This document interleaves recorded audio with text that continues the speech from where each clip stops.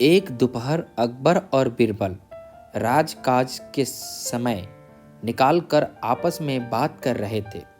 बीरबल बोला, जहाँ पनाह, मुझे तो लगता है कि जल्द ही मुझे अक्लमंद और चतुर होने की उपाधि छीनने वाली है। अकबर बोला, बीरबल, भला ऐसा कौन है जो तुम्हारा मुकाबला कर सकता है? महाराज, जिस तरह दिन ब दिन आपके प्रश्न कठिन होते जा रहे हैं, उसे देखकर तो यही लगता है कि कुछ समय बाद से आप ही सबसे चतुर और अक्लमंद कहलाएंगे।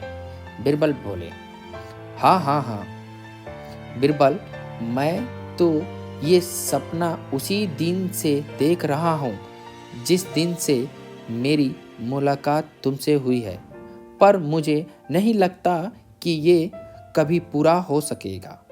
अकबर ने हंसकर कहा। यह सुनकर बाकी दरबारी और बीरबल भी हंसने लगे। अचानक एक पहरेदार ने आकर बताया कि नगर का एक बड़ा व्यापारी अपने 2 पुत्र के साथ उनसे भेंट करना चाहता है। अकबर ने उन्हें दरबार में लाने को कहा। वह व्यापारी अपने दोनों बेटों के साथ दरबार में आए। उनमें से एक बेटा तो बहुत सियाना और चुस्त दिख रहा था और दूसरे को देखते ही अंदाजा लगाया जा सकता था कि वह बहुत ही आलसी किस्म के लोगों में से है। अकबर ने पूछा, तुम्हें यहाँ क्यों आए हो? क्या तुम्हारी कोई समस्या है? वह आदमी कुछ परेशान दिख रहा था। ये दोनों लड़के मेरे बेटे हैं।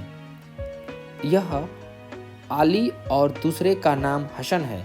अली बहुत ही चुस्त और जिम्मेदार लड़का है। वह जो भी काम करता है पूरा लगन से करता है, पर हसन बड़े भाई से ठीक उलटा स्वभाव के हैं। इसे खेलने के सिवा कोई दूसरा काम नहीं अच्छा लगता। यह किसी भी जिम्मेदारी को पूरा नहीं कर सकता। अब मुझे व्यापार करने के लिए दूसरे गांव में जाना है।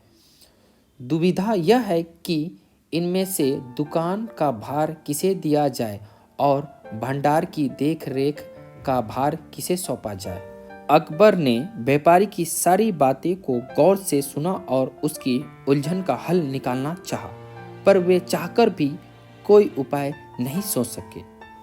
उन्होंने बीरबल को बुलाकर कहा, बीरबल, यह स्थिति देखने में बहुत सरल पर उलझी हुई है। इससे बारे में तुम क्या सलाह दोगे? बीरबल ने भी व्यापारी की सारी बातें ध्यान से सुनी।